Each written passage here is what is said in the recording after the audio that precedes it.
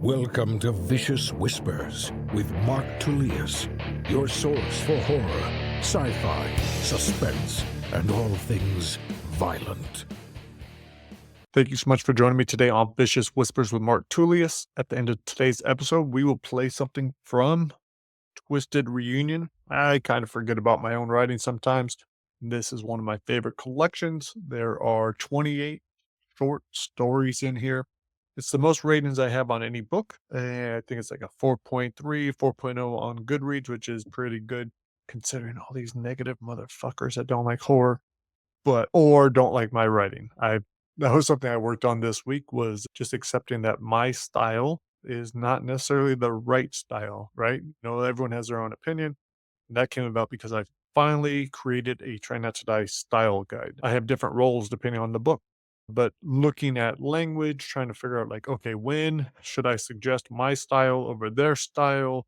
Should the series have its own style? What if I'm not even the co-author? Then what happens? Do I just make suggestions? So that's been interesting. But while developing this, like, okay, yeah, I'm pretty particular. I see it like this. This is how I understand first person present tense. So for my brain to accept it and believe it, like these are some of the things that I look for. That's something I will give to other authors with the understanding, like, hey, this is just my style guide. This is kind of what I like. Some are rules for the series, but not even that's kind of debatable. So, because recently I just got a manuscript from an author that has a very different style, and I realized I was really enjoying it. It went over really well. It's just a difference of opinion on what works best. So that was kind of cool to realize. The talk with my daughter helped with that. I was describing some of the I had questions on like, okay, what do you like better? Does this sound better or does this sound better? Or would a teenage girl really be using this word in this moment? And so she's always wanted to debate me and got me to see like, yeah, it's just an individual choice. But going back to Twisted Reunion, that horror collection is free to new subscribers. I'll put another reminder of that along with the link on in my newsletter tomorrow, and it'll also be on my Facebook author Mark Tullius page. So check that out if you want a free copy. If you haven't read the stories before, I enjoy them. There's 28 of them. I better enjoy them. I wrote them, right? So yeah, you can get that. I don't have anything else on sale. I believe today is the last day that Try Not to Die in the Wild West is on sale for 99 cents. I meant to plan something else, but I didn't get around to it. I've been doing fucking so much between homeschooling and trying to co-author, try to write a short story, try to edit a book, try to publish a book, trying to figure out all the different things related to each of those books. Yeah, it's been a lot. So I've been kind of all over the place. It's very exciting. Like I said, I just got a manuscript in a couple days ago. That was from Robert Essig. So that is very cool. Already started reading it. And then Andrew's going to be turning in his probably next week. So I'm going to have that as well. Both of those guys are going to be at the Tennessee Book and Readers Convention, which I am headed to. That's over in Knoxville, Tennessee. I believe the dates are September 6th and 7th. I'm a little bit bummed, not because those guys are gonna be there, that's awesome. I think 2 other Trying to Die authors may be there as well. Jay Bauer and Edmund Stone and possibly one other person. And who knows, maybe I'll add 1 or 2 even though I've swore that I'm done with that shit for a while. Yeah, I'm kinda bummed because my son was going to be coming with me. He was planning on going. I knew it was gonna be a little bit boring for him at the convention, like, who wants to sit there for 7 hours, but he was convinced he wanted to do it, and then we're gonna check out Asheville and go train with my buddy Steve Montgomery, the co-author of Trying Not to Die Super High. We're almost done with that thing, and hopefully we'll finish it while I'm there. He's a black belt, former UFC fighter, runs American Top Team in Asheville. We're gonna go there and train. And so, yeah, I was looking forward to just hanging out with my son, going and doing that. But things changed. He can no longer go with me. So I will be all by myself. But I am excited to see friends, to go train with Steve. That's going to be awesome to finish up our book, to go see these other Trying Not to Die co authors and meet all kinds of new fans and readers in Knoxville, Tennessee. So that is next week. So I probably won't be recording a podcast, or I will record one from there. Since I'm going to be by myself, I will have extra time. What else have we been doing for homeschool? That's been going really well. One of the cool things is our workouts together. I do PE with my son, so I'm doing all the activities with him. I'm not just telling him what to do. So it's good for me. One of the things we just added in is the tonal. He's finally at an age where he can start working out a bit and he's interested in it. So that's been good. And it's going to be good for me because I haven't been doing jujitsu. All I did this week for jujitsu was go to open mat at 10th Planet Fullerton on Sunday with my wife, where I managed to hit her in the nose, which she broke a month or two ago. Right at the start of our roll by accident. I did not mean to do it. I felt terrible. But the rest of the day was cool for me, or the rest of the hour was cool. Met a lot of new guys, and there were a lot of guys from my team that were already there. I think my wife said there maybe were like 6 or 8 brown or black belts on the mat, which is awesome. But yeah, it felt good just to get in there to roll with other people, meet new people. So all exciting stuff. I am planning on training tomorrow, Friday. It is the last day that Coach West is going to be at 10th Planet Whittier, and then he's abandoning us. That's right, you heard me. Abandoned. Yep, he's leaving us. I get why he's doing it, but it hurts. He was a lot of fun. It was a lot of fun learning from him, being able to roll with him. I plan on still going to 10th Planet Costa Mesa sometimes to work with him. And as you guys know, he is one of my co-authors. And so definitely got to keep that up as well. We have made some progress on our book, but it's been a little bit slow since I have so many other projects right now, and he's been busy. But tomorrow is his last morning at 10th Planet Whittier. I will be attending for the last Try Not to Die on Friday day. We're going to have a writing session during the day. And later that night, we're having a big party over here for not you guys, just people from the gym. And so, yeah, a nice little going away party for Coach West to thank him for abandoning us. Working out with my son. That's instead of jujitsu, and that's fine. I'm doing a little bit of yoga. I'm doing swimming. We're walking. We were doing push-ups. I've been having him start to do just different sets of push-ups on the counter because regular push-ups are difficult. So let's just do them on the counter, and even that's a little bit of a workout. So working on that, and we're also cleaning up our diet. Part of the homeschool is nutrition and health, and so this week we are looking at calories, looking at what we've been eating. I've been realizing I've been eating so much more than I really need to, and that I've been giving him bigger portions than he needs. So it's been nice working on that, seeing the weight drop a little bit because, yeah, I got out of control over vacation. I mean, I'm not crazy, crazy, but still like 10 pounds heavier than I would like to be. So, in addition to school and the PE, all that's great stuff. Also, learning Japanese with my son, that's pretty cool as well. We're not going very hard, but we're working on like 15, 20 minutes a day. And so that's pretty cool. We also have been working on his Try Not to Die, which is trying to die in a video game. The more we talk about it, the more I like it. It's really cool. He's taking it seriously now. So that's one we'll slowly develop. And I told him, I was like, the faster you want to get it done, like, if you want to get it done fast, then let's talk about it more often. If you're not in a big rush, then we'll just talk about it a couple days a week. I think that's about it. I'm sure there's some other stuff going on, something else to be excited about, but I just have so much work. Look at this is what I have left. Angel, I'm sorry I haven't done this yet. Today, yeah, I just got so much shit going on. So I was working on this from like 5 in the morning till maybe 6:30.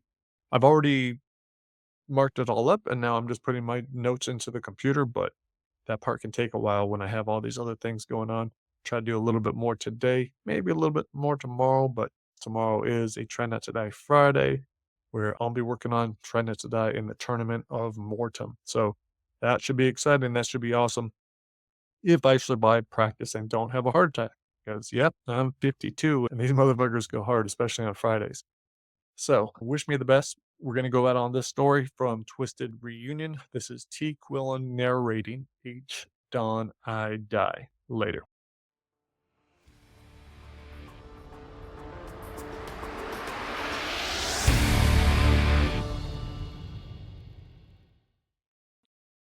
Each dawn, I die. The girl he called Laura buried her face in the pillow. Her crying returned to full-blown sobs. Vic stroked her shoulder and tried to shush her, wished he could remember her real name. She eased up a little with his touch. "There you go. That's better," he said. "It's not that I don't like you, but I gotta sleep by myself." She jerked away from him. "It's nothing personal," she screamed into the pillow. "I know." Vic stopped pretending with his nice voice. "You need to get up." He grabbed the stained wipe-up towel and wrapped it around his waist. She peeled her face away from the pillow and looked at him, her face a black mess of smeared mascara. Sounding much younger than the 18 years she claimed, she asked, "Where are you going now?" Vic opened his bedroom door and called to George, who was passed out on the couch. "Hey, I need you to help me out." No, I don't want anybody in here," the girl pleaded. George had been Vic's boy for nearly a decade. They'd met in Principal Jenner's office after getting caught buying ecstasy. George rubbed his eyes and ran a hand over his shaved head. "Come on, lady, you gotta go." "Oh my God," she said to Vic. "You're such a jerk." Vic turned his face to her. "I'm sorry, I have to get up early. George will take you home." "I can't go home. I told my parents I'm staying at Amy's." Vic rolled his eyes at the ridiculousness. He needed to start doing a better job of checking IDs. As he headed for the bathroom, he told George, "Handle this quietly, please." He could hear her yells with the door closed, even with the shower running. The sound of the radio, though, made her disappear. When he walked out of the bathroom, she was still gone. He slipped on his boxers and fired up his laptop, opened the website. 15,000 views. Not bad for a half-dead fish in the sack, he thought. Vic had been running his site, Maybe Legal, for 2 years. The numbers had been on the uptick for the past 9 months. All of Vic's girls were real. Real homely, real naive. Some were real ugly, but most importantly, they were real virgins. Virgins weren't easy to come by these days, but Vic made do by prowling the malls and local water park. Their first forays into porn were then broadcast to 53 countries. Vic got fan mail from all over, none stranger than one from a guy in Bulgaria asking if he could shoot a video with a girl riding a G.I. Joe action figure. 3 quick knocks at the door, and Vic jumped to his feet. He checked the eye hole. Too many of the girls came running back for their phone, panties, or just to see if he'd call them the next day. Most never wanted to see him again. He was shocked at how many did. George entered, his hand pressed to his ear, small trail of blood running down his neck. "Stupid bitch." Vic asked, "What the hell happened to you?" "She bit me, man. She fucking bit me." "Bit you?" "Yeah, I was telling her how good she looked. Thought maybe I'd get some seconds, and then she fucking bit me." George went to the bathroom to clean up, and Vic laughed, grabbed an energy drink from the fridge. He cracked it open and took a long swig. Not really caring, he asked, "She say anything?" "She said maybe 5 words the whole ride. Right here, left there. Didn't seem too happy." "Well, can't please 'em all." George came out of the bathroom a few minutes later, 3 bandages awkwardly taped to his ear. His fat frame filled the doorway as he flicked on the light. "Holy shit, it looks like you killed someone." Vic chuckled, took a swig, and sat down at his computer, as George snapped photos of the bloody bedspread. George yanked off the old sheets, pulled a new pair of silk linens from the closet, and slid them onto the mattress. He smoothed them down, arranged the pillows. "She any good?"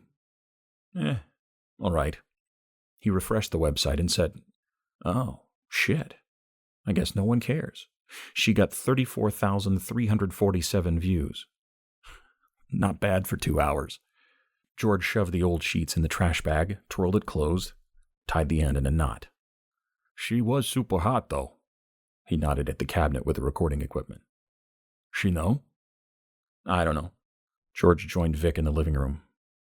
"Any new prospects?" "Yeah, this chick's dad's a pastor." "Crazy." Every new girl guaranteed a few new members, but subscriptions were skyrocketing. Tonight, Laura had already brought in 74 at $20 a pop. George shook his head, helped himself to the fridge. "I don't know how the hell you do it." Vic wanted to say that it was because he made them feel special, but even he didn't believe that anymore. "Got anything lined up for tomorrow?" George plopped down on the couch, smacked his lips with each bite of yogurt.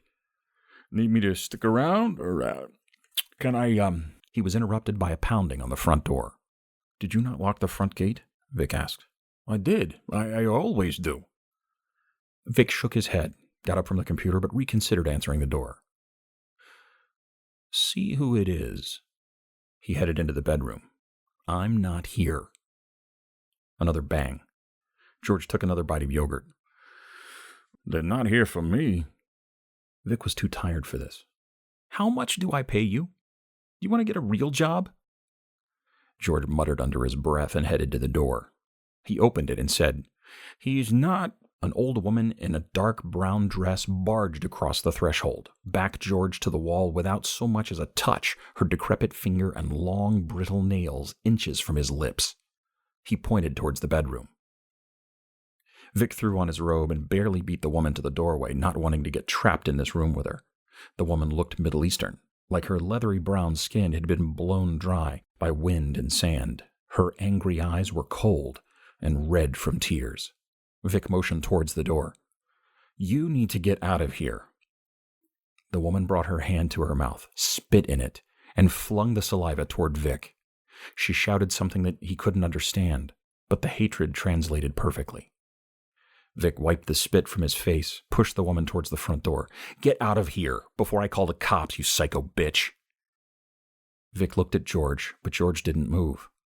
The woman did. Turning her back on Vic, she stopped next to George and spoke in broken English. You part of this? He shook his head and kicked the trash bag. I just clean up.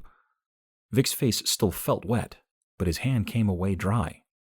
Look, I'm calling the cops, he said, headed for the phone, so you better get the fuck out of here. The door slammed. The woman had already left, and George threw the deadbolt. Why did you let her in?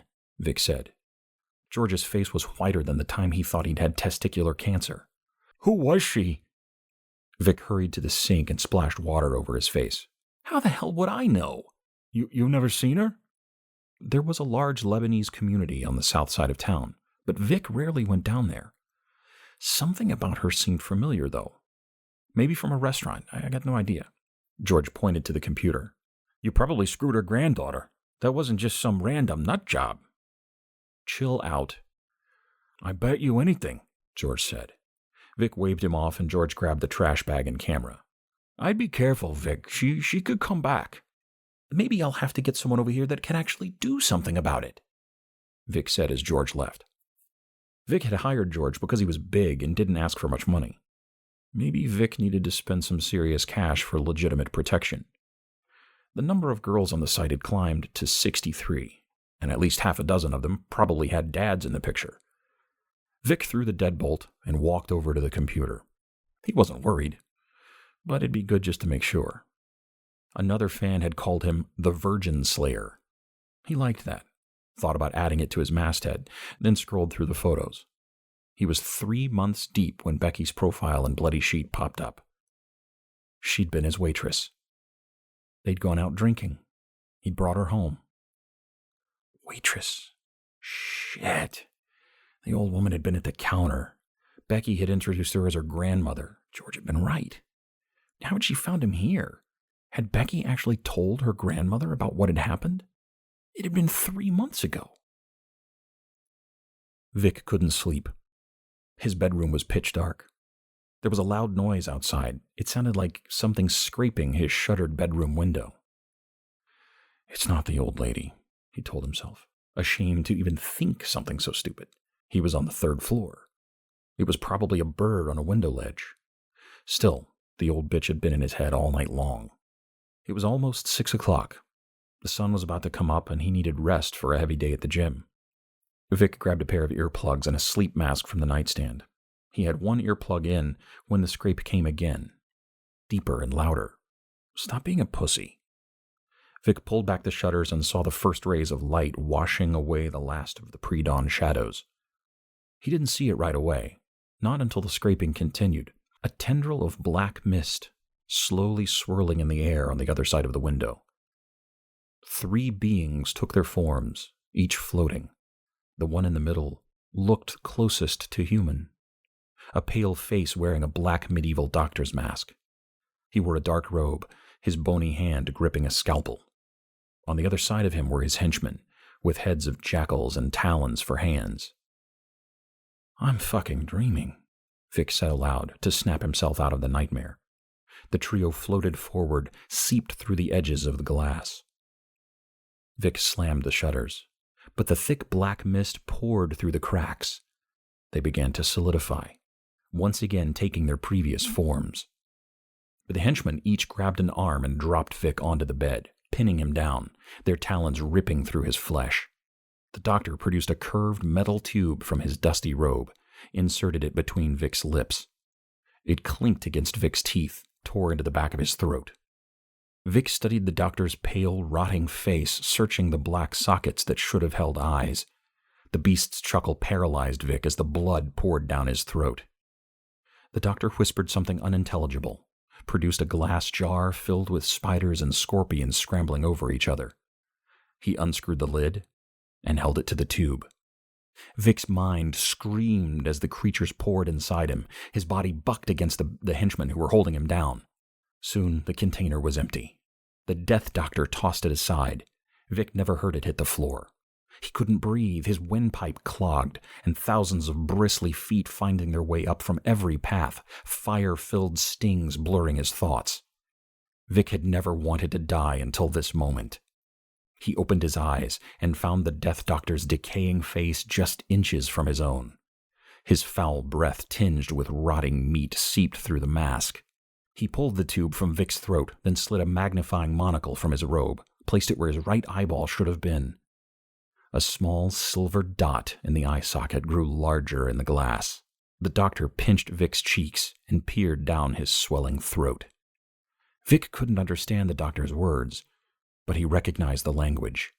It was the same nonsense as the old woman's, and he didn't have to speak the tongue to understand the evil dripping from those words. A distinctive metal click pulled Vic out of the panic. The doctor had just tapped the blade of the scalpel to the bedpost. Vic stayed conscious long enough to see his belly split open, the fading doctor and his henchmen smiling as the creatures skittered out from his intestines. Vic shot out of bed, his mind racing, trying to get his bearings. He was in his house, the house his parents had left him when they'd passed. He saw the tripod in the closet. It was all a dream, he thought, as he placed his feet on the floor. A sharp pain shot through his big toe. A shard of glass was sticking out of it. He plucked it out, looked at the ground. Dozens of spiders and scorpions were racing around the pile of broken glass. This was no dream. It was late afternoon. He opened his shirt, felt the stitches running down his chest. What the fuck, man? Maybe I'm still sleeping? But he wasn't. The blood trailing behind him as he pulled himself to the living room told him that. His computer was still up and running. Becky's profile was on the screen. But he turned it off, hadn't he? The old woman's laugh echoed in his head. Had she slipped him something? She'd gotten spit in his mouth. Maybe it had been laced. He ran back to the room, hoping the spiders and scorpions were gone. They were still crawling over his dirty underwear on the floor. The old bitch had done something. For the next few hours, he tried to figure out exactly what. He called George, but there was no answer, and his voicemail was full. Vic paced as Becky's eyes seemed to follow him around the room. Finally, he deleted her profile and videos. Still, he felt her judging from somewhere. He threw on his old jeans and a shirt and grabbed the gun under the sweaters in the closet. He got in his Porsche and drove to the alley across the street from where he dropped Becky off. It was dark except for the light in the girl's house. He didn't bother locking the car, the .357 tucked in his belt, the baggy shirt hiding it. He stepped in front of the white picket fence and stared at the snarling pit bull on the opposite side. The old woman's gravelly voice jolted Vic. She stood on the porch, staring at him through dark cataract sunglasses. "You came," she said, sounding pleased. Vic realized he hadn't thought about what to say. He felt silly and exposed out here on the street. "It doesn't look like he likes me." "Oh, he will. At least the taste of you." The old woman loved seeing him squirm. He couldn't show his true emotions. He had to be smart, diplomatic. If that didn't work, there was always the gun. "I need to see your granddaughter." "I have no granddaughter." The young girl that works with you. She introduced us. That's why you came over. That's not why I came over. I want to apologize. It actually felt good to say that. But the look of disgust on the old woman's face made Vic want to shrivel up and disappear. You don't even know her real name, but suddenly you feel the need to apologize. Why? The girl's name came back to him. Gabby. Her name's Gabby. Gabrielle. I already took her off the website. I destroyed the recording. How thoughtful. The old woman spat on the ground. I can pay you. She deserves that. $5,000? That's the filthy money you make off of all those poor girls. Using them like they were trash. I didn't use them. I gave them... You lied to them. Look, I'm sorry if you think I... Can I please talk to her? The old woman shook her head. She didn't come down for breakfast one morning. I went to her room, saw the computer was on. There was a movie playing on the screen. I watched 10 seconds of the film and turned it off. I heard the water running. Gabrielle was in the bathroom. The bathwater was so red I couldn't see her legs. She died as the sun came through the window. Vic placed his hand on the fence. He felt sick. The pit bull growled and leapt for his hand, snagging his knuckle. Vic jumped back. I'm so sorry. And you'll remain sorry for the rest of your life. There was no reasoning with her. The pit bull rammed itself against the fence. The beast was going to break through. Vic whipped out the gun as a black mist surrounded the woman. It flew at Vic, surrounding the gun until it pointed back at his own face. He felt his finger tensing. There was nothing he could do. The old lady said, There will be no end. The gun fired. Vic lifted his head from the piss-stained pillow in the abandoned house he'd been squatting in. It had been a solid 6 hours since his last death, his 76th in a row. The taste of hydrochloric acid sat on his tongue as Vic slipped out of bed and headed straight for the recording equipment piled on the moving box. Vic played the footage from last night and turned on the small monitor. On the screen, Vic moved around the dark room, then fell asleep on the bed. He fast-forwarded a few minutes and slowed it to where he rose to check the oncoming dawn. When his recorded self turned to the door, no one else could be seen on the video, but his body was miraculously lifted into the air and slammed onto the bed. There was no need to relive the experience. Vic turned everything off and headed into the bathroom. He grabbed a bottle of Listerine, filled his mouth, and gargled. He'd made the mistake of glancing at the mirror. He was only 24, but the dark bags under his eyes were getting bigger and blacker every day. His head full of dark brown hair had gone bone white and started falling out. He'd considered dyeing it and getting Rogaine, but what's the point? A few more dawns like this, and it'd all be gone. Maybe that was part of the curse, to end up looking like that damn woman. All he needed now were the liver spots. Vic spat the mouthwash out and grabbed his toothbrush. If the Listerine couldn't kill the taste of the acid, he doubted the toothpaste would help, but he gave it a shot. The sight of his emaciated arm moving back and forth made him break down and weep. He was falling apart. He'd lost over 50 pounds since the curse. With his withered frame, he could never again seduce a female, but that was the last thing he wanted now. He just wanted this to end. How nice it would be to fall back to sleep like a normal person and wake with the sun pouring through the window. He used to sleep in every morning. Now he was lucky to get a couple of hours of fitful rest each night. Vic threw on his jeans, put on the dark blue tank top that used to showcase his biceps, but now only exposed his atrophied arms. Death did not exist. Not for him. Whether it was the doctor and his henchmen, or by his own hand, the permanence of death couldn't happen. He tried everything, slitting his wrists, jumping off skyscrapers, bridges. He'd driven his car off a cliff and eaten more bullets than he could remember. Sleeping pills didn't work either, always wearing off at first light. Vic had fled west in an attempt to escape the dawn, but the bastards had followed and flooded his throat with a steady flow of viscous oil. They lit it on fire in Illinois. They forced razor blades through his trachea in Albuquerque. Then the doctor took a chainsaw to his chest in Wyoming. There were the Dobermans in Cheyenne. Being ripped apart by dogs had been the worst. He'd lost everything within the first month. His house, his bank account, every one of his so-called friends after he shut down the website. He traveled around the country seeking out the girls he betrayed. Some forgave him. Most did not. It didn't matter where he was. Each dawn, he died. Usually he was alone, but a few times there were spectators. He avoided crowded places because the doctor never left witnesses. Good Samaritans, thinking he was having a grand maul, were torched and gutted. So, Vic stayed in the darkness.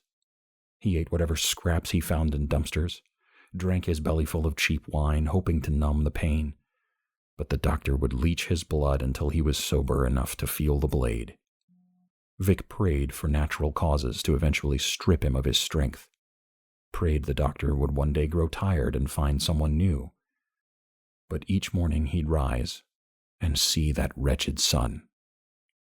This was his life, and it would never end.